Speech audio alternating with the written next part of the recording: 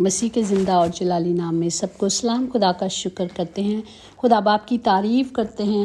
خدا باپ جو لشکروں کا خدا ہے، وہ جو تھا، جو ہے اور جو آنے والا ہے، وہ جو قادر مت خدا باپ ہے، جس نے ہمیں زندوں کی زمین پہ زندہ رکھا تاکہ ہمیشہ اس کے کلام کی قدرت کو لیں اور اس کے کلام کو دنیا تک پہنچائیں۔ ہم خدا کا شکر کرتے ہیں۔ آج کل ہم روزوں پہ سیکھ رہے ہیں کہ روزہ کب اور کیسے رکھا جاتا ہے، جس طرح ہم نے سیکھا کہ موسیٰ نے، ایسٹر نے اور کس طرح سب نے روزے رکھے۔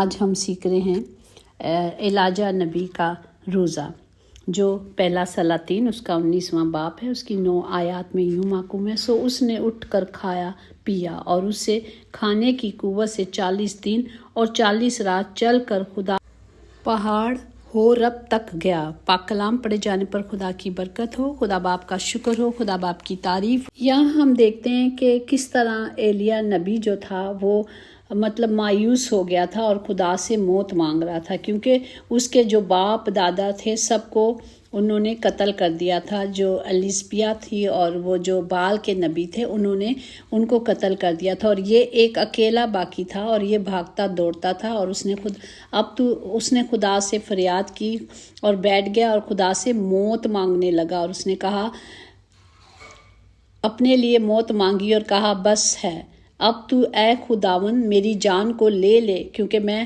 اپنے باپ دادا سے بہتر نہیں ہوں۔ اور پھر وہ اس جھاڑ کے پیڑ کے نیچے لیٹ گیا اور سو گیا۔ پھر دیکھیں ایک فرشتے نے اسے چھوا اور اس سے کہا، اٹھ اور کھا۔ اس نے جو نگاہ کی تو کیا دیکھتا ہے کہ اس کے سرہانے انگاروں پر پڑی ہوئی ایک روٹی اور پانی کی ایک سرائی دھری ہے۔ سو وہ اٹھا اور کھا پی کر پھر لیٹ گیا، اور خدا کا فرشتہ دوبارہ پھر آیا اور اسے چھو کر کہا، اٹھ اور کھا کر، یہ سفر تیرے لیے بہت بڑا ہے۔ بلکہ خدا نے وہ بھوکا ہوگا، اس کے پاس روٹی نہیں ہوگی، اس لیے خداوند نے اسے پہلے روٹی سے سیر کرایا اور کھا پی، اس کے بعد تو نے سفر کرنا ہے اور 40 دن اور 40 رات تو نے چلنا ہے۔ اور دیکھو خدا کا یہ کلام اس پر نازل ہوا، اے ایلیا تو یہاں کیا کرتا ہے، کیوں ہے؟ اس نے کہا، خداوند لشکروں کے خدا کے لیے مجھے بڑی غیرت آئی، کیونکہ بنی اسرائیل کے تیرے عہد کو ترک کیا، کہ جو اس کی قوم تھے، اس کے لوگ تھے، اس کو ترس آیا، اور اس نے ان خدا کے عہدوں کو، خدا کے حکموں کو انہوں نے کیا کیا تھا؟ توڑا تھا۔ اور وہ کیا کر رہے تھے؟ غیر معبودوں کی پرستش کرتے تھے، اور خدا کے جو نبی تھے ان کو بھی مار دیا گیا، تلوار سے قتل کر دیا، اور ایک یہی اکیلا بچا تھا۔ سو وہ اپنی جان کو لیے جا رہا تھا، تاکہ وہاں وہ جو ہو رہا تھا اس کی مرضی کے خلاف تھا۔ اس کو خدا کے، جس طرح خداوند یسوع مسیح ہیکل میں آئے تو خدا کو لوگوں جو دیکھ رہے تھے کہ وہ لوگوں کو خدا کے گھر کو انہوں نے تجارت کا گھر بنایا، تو خداوند نے کہا کہ میرے باپ کے گھر کی غیرت مجھے کھا گئی۔ اسی طرح ایلیا کو بھی غیرت آئی، اور اس نے بھی کہا کہ یہ کیا کر رہے ہیں کہ زندہ خدا کے ہوتے ہوئے یہ کیا کریں، بال نبیوں کو پوج رہے ہیں۔ تو ہم نے اس کے لیے یہ بھی دیکھا کہ کس طرح ایلیا نبی نے خدا کے حکم کو مانا، اور ایلیا نبی نے کیا کیا؟ خدا نے جب اس سے کلام کیا تو وہ اٹھ کر خدا کی فرما برداری کے مطابق چلنے لگا۔ اور ایلیا کا مطلب ہے یہوہ میرا خدا۔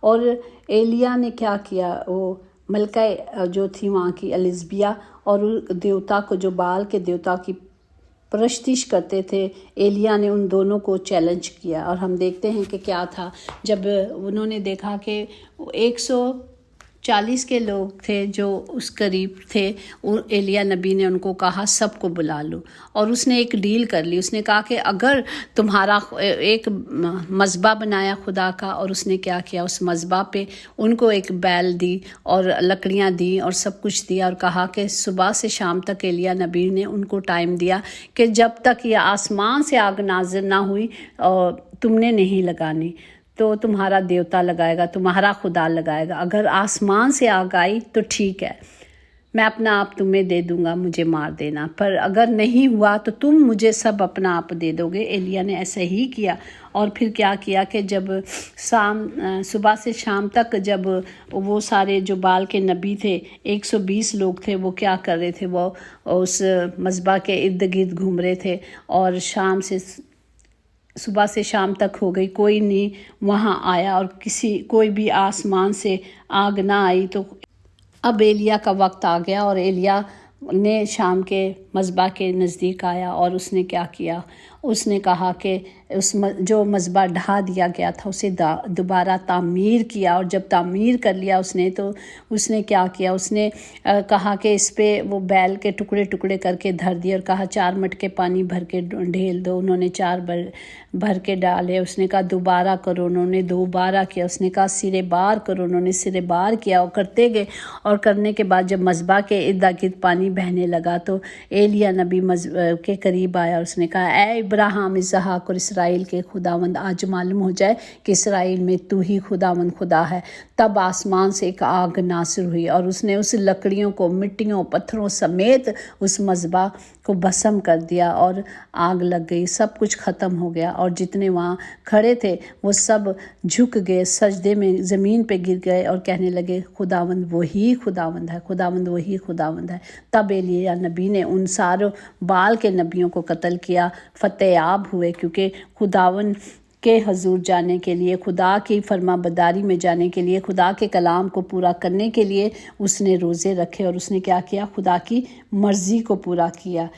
ایلیا ایک نبی تھا۔ نبی وہ شخص ہوتے ہیں جو لوگوں یا ان کے حکمرانوں کو خدا کا پیغام سناتے ہیں، اور ہم دیکھتے ہیں کہ سلاطین، پہلے سلاطین میں کس طرح نبیوں کے نام لکھے ہوئے ہیں، بعض کے لکھے بھی نہیں ہوئے، لیکن ایلیا نبی کا کلام جو ناظر خدا اس کے تھرو باتیں کرتا تھا۔ ہم نے دیکھا کہ وہ ایک بیوہ کے گھر جب بھیجا گیا تو بیوہ کا بچہ مر گیا تھا، پھر ایلیا نبی نے اس کا بیٹا لے لیا، اور جب اس نے اس کا بیٹا لے لیا تو اس کے اوپر اپنے آپ کو بچھا دیا اور اسے اپنی سانسیں دی، اور وہ بیٹا کیا ہو گیا، اس نے کہا تیرا بیٹا جیتا رہے گا۔ مراد کے لڑکے کو زندہ کرنا نہ صرف یہ ثابت کرتا ہے کہ ایلیا سچا نبی تھا، بلکہ یہ بھی ثابت ہوا کہ زندگی اور موت پر بال کے نبیوں کو شکست ہوئی، کیونکہ وہ تو زندگی نہیں دے سکتے۔ زندگی کا اختیار تو صرف ہمارے خداوند خدا کے پاس ہے، اور جب اس نے یہ کام عمل کیا تو سب جان گئے کہ واقعی خدا کا وہ سچا نبی ہے، اور اس نے کیا کیا ہے، خدا کے حکموں کو مانا، باپ کی مرضی کو پورا کیا۔ اور آج ہم بھی سیکھتے ہیں کہ جب ہم کسی بڑی جنگ میں جانا ہے، کسی جنگ کو لڑنا ہے یا خدا کے حضور جانا ہے، خدا سے ان برکات کو لینا ہے، تو ہم نے کیا کرنا ہے، روزے دعا میں جانا ہے۔ یہی ہمارے پاس ہتھیار ہے، یہی ہمارے پاس اختیار ہے جو خدا نے ہمیں دیا ہے۔ اس کی جانے سے پہلے جس محاذ پہ جانا ہے یا جس جنگ میں جانا ہے، اس کے لیے ہمیں پورے ہتھیاروں کو، اختیاروں کو پہننا ہے۔ تو جب ہم روزے کے ذریعے خدا کے سارے حکموں کو مانتے ہیں، خدا کی مرضی پہ چلتے ہیں، تو خدا کا کلام ہماری زندگی میں کام کرتا ہے۔ ہم نے دیکھا ہے کہ کس طرح روزوں کے ذریعے سے بڑی بڑی جنگیں لڑی گئیں، اور آگے بھی ہم یہی سیکھیں گے۔ ہمیں روزے کی، خدا نے ہمیں کوئی نہیں وقت بتایا کہ ہم نے کب روزہ رکھنا ہے اور کب نہیں روزہ رکھنا۔ سنیں، خدا نے کہیں نہیں، ہمارا جنوری سے روزہ شروع ہوتا ہے، دسمبر تک ہوتا ہے، پھر جنوری سے شروع ہوتا ہے، دسمبر تک ہوتا ہے۔ ہمارے پاس فریڈم ہے، ہمارے خدا نے ہمیں بتایا کہ روزہ کسی وقت بھی رکھ سکتے ہیں، جس وقت ہمیں ضرورت ہے۔ جس طرح ہمیں دوائیوں کھانے کی ضرورت ہوتی ہے، اسی طرح جب ہم بیمار ہوتے ہیں، اسی طرح جب ہم کسی طرح کمزور ہوتے ہیں تو ہمیں روزہ دعا میں جانا ہے۔ ہمیں خدا نے وقت نہیں مقرر کیا، ہمیں خدا نے فریڈم دیا کہ ہم کبھی بھی اس کی حضوری میں جائیں، کیونکہ ہم اس کے بیٹے بیٹیاں ہیں، اور جب ہم اس کے پاک حکموں کو مانتے ہیں، پاک مرضی پہ چلتے ہیں، تب بھی اس کا فضل ہم پر عیاں ہو جاتا ہے۔ وہ اپنا فضل ہم پر بھیجتا ہے تاکہ ہمیں کیا کرنا ہے، روزوں میں جانا ہے، دعاؤں میں جانا ہے، چاہے ہماری مشکلیں کتنی بھی بڑی ہوں، ہم نے صرف اس پر توکل کرنا ہے، اور ہمارا خداوند ہمارے روزوں کے ذریعے، ہماری دعاؤں کے ذریعے ان مشکلوں کو ختم کر دیتا ہے۔ وہ پہاڑ ریزہ ریزہ ہو جاتے ہیں۔ وہ کہتا ہے راہی کا دانہ، کتنا چھوٹا دانہ، وہ کہتا ہے اس کے برابر بھی اگر تیرا ایمان ہے تو اس پہاڑ کو کیا گر جا تو وہ گر جائے گا۔ کیا وہ سچی مچی کا پہاڑ ہے؟ پہاڑ وہ جو ہماری مشکلیں ہیں، پہاڑ وہ جو ہمارے دکھ ہیں، پہاڑ جو ہماری تکلیفیں ہیں، پہاڑ جو بے روزگاری ہے، ہر ایک مشکل، جس طرح اس نے موسیٰ کے لیے پانی سے راستہ نکالا تھا، وہ ہمارے لیے پہاڑوں کو بھی ہٹانا جانتا ہے۔ صرف ایمان میں کھڑے ہو جائیں اور مانگیں اور کلام کو دیکھیں کلام کیا کہہ رہا ہے۔ جب ہم کلام پر پیدائش سے لے کر مکاشوہ تک خدا کے کلام سچا ہے اور وعدوں سے بھرا ہے، ہم روایات کو بھول جائیں۔ اب بھولنے کا وقت ہے، اب سچائی کے ساتھ چلنے کا وقت ہے، کیونکہ سچائی خدا کا کلام ہے جو سچا ہے، جو برحق ہے۔ جب تک ہم اس کلام کو پڑھیں گے نہیں، اس کلام پہ پڑھ کر آج تک اتنے عمریں ہو گئے، بڈھے ہو گئے ہیں، تب بھی ہمیں ابھی تک سمجھ نہیں آئی، ہم وہیں کھڑے ہیں، ہم یہی تو کر رہے ہیں۔ ہمارے باپ دادا، ارے بھائی ان کو پاس کلام نہیں تھا، آج میرے اور آپ کے پاس تو کلام ہے نا، کلام جو سچا اور برحق ہے۔ یہی خداوند، جب یسوع مسیح کو خداوند نے بھیجا گیا تو خداوند کے پاس کیا تھا؟ خدا کی قدرت تھی، خدا کی وہ قوت تھی، اور خداوند یسوع مسیح کو اس طرح مسح کیا گیا تھا وہ معجزات کرتے تھے، وہ بھلائی کرتے پھرتے تھے، کیونکہ خداوند ان کے ساتھ تھا۔ آج خدا کا کلام جو میرے ہاتھ میں اور آپ کے ہاتھ میں، یہ میرے اور آپ کے پاس ہے، کلام جو خود خدا ہے، اور کلام کے وعدے جو خدا نے کہے ہیں وہ سچے ہیں، وہ ہمارے پاس ہے۔ تو ہم نے صرف کلام پر دیکھنا ہے، ہم ان سالوں کی رسموں کو نہ دیکھیں، کیونکہ یہ غلط راستے ہیں جو ہمیں موت کی طرف کھینچ کے طرف لے کے جا رہے ہیں۔ ہمیں اپنی آنکھوں کو کھولنا اور دیکھنا ہے۔ اب دیکھیں وہ جو 10 کنواریوں کی سٹوری ہم سنتے ہیں کہ وہ کیا تھی، وہ 5 جو تھی وہ کلام سے قدرت سے بھری ہوئی تھی، ان کی کپیوں میں ہر طرح کا تیل، بلکہ ایمان کا تیل تھا، تو وہ خدا کے جب آیا تو وہ 7 جانے والی بنی، اور 5 جو کلیسیاں تھیں، وہ جو کنواری کو سے خطاب دیا گیا ہے کلیسیا، وہ کلیسیاں ہیں، تو 5 رہ گی اور 5 چلی گی، مطلب آدھا آدھا کا فرق ہے۔ تو ہمیں سچائی میں دیکھنا ہے، ہمیں صرف کلام میں چلنا ہے اور کلام کے مطابق چلنا ہے۔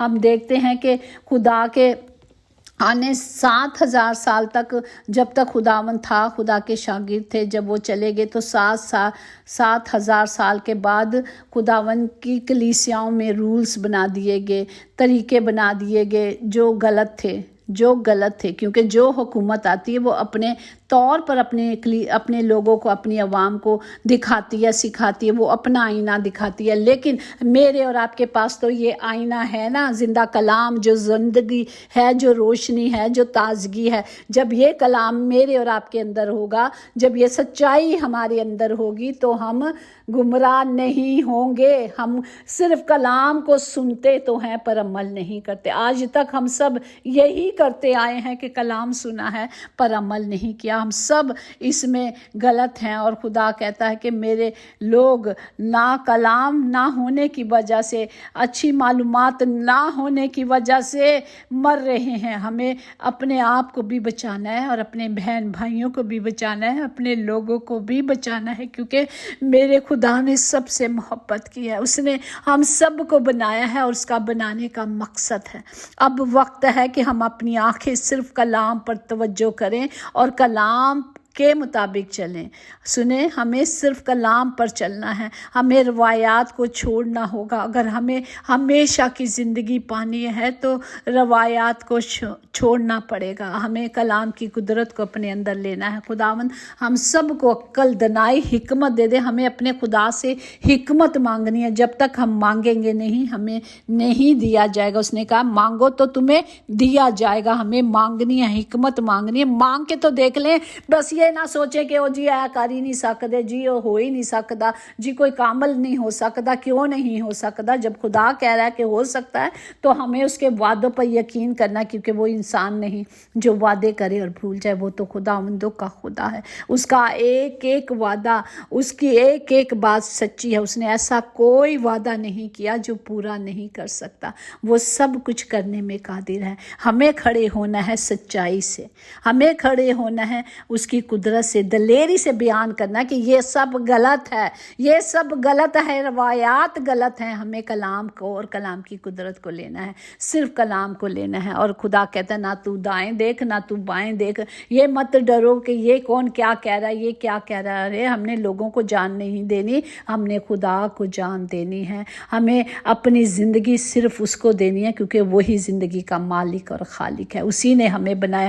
ہم لوگوں سے ڈرتے ہیں، ہم हर चीज़ से डरते हैं, पर जिससे डरना है हम उसी से नहीं डरते। हम लोगों के सामने जा के बातें करते हैं और खुदा की हजूरी में उसके लिए झूठ बोल देते हैं।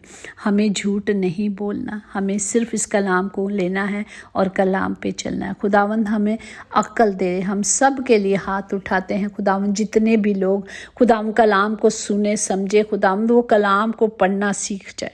खुदावंद सब के लिए हिकमत को, कुदरत को मांगती हूँ, ताकि खुदावंद हम सिर्फ कलाम पर तवज्जो करें कि खुदावंद का जिंदा कलाम हमें क्या सिखा रहा है। हम रोज़ सीख रहे हैं कि हमें किस तरह रोज़ा रखना है, किस तरह किस वक्त रोज़े रखे गए हैं, हमें उनमें चलना है, हमें उनमें रहना है और हमें उनमें चलकर खुदा के कलाम को पूरा करना है। हमने खुदा से दुआ मांगनी है कि खुदावंद हमें ऐसा कर दे कि हम सिर्फ कलाम पर तवज्जो करें। हम अपने से कोई कुछ नहीं कर सकता, हमें सिर्फ खुदा से मांगना है, उसकी कुदरत को, उसकी हिकमत से चलना है। खुदावंद सबको बरकत दे। तमाम घरों में खुदावंद जी आपकी कलाम को और आपकी कुदरत को मांग लेती हूँ। खुदावंद सब के लिए खुदावंद जी आपकी तमाम आसमानी और रूहानी और दुनियावी बरक़ात को मांगती हूँ, जो खुदावंद मेरे खुदा ने देने का वादा किया। वो कहता है बादशाही को ढूंढ लो, बाकी सब कुछ मैं इनाम में दूंगा, तो वो सब कुछ देगा।